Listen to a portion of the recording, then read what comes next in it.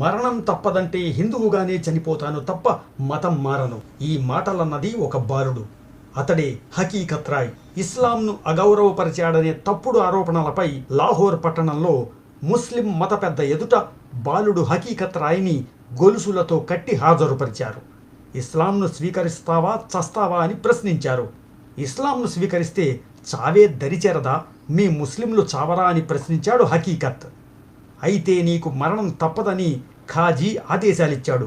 అప్పుడు హకీకత్, మరణమే తథ్యమైతే నా హిందూ విశ్వాసాలను నేను ఎందుకు వదులుకోవాలి, హిందువుగానే చనిపోతాను తప్ప మతం మారను అని తేల్చి చెప్పాడు. దీంతో హకీకత్ను బహిరంగంగానే సరిగ్గా 1742వ సంవత్సరంలో వసంత పంచమి పర్వదినం నాడే బహిరంగంగా అతన్ని ఉరితీశారు.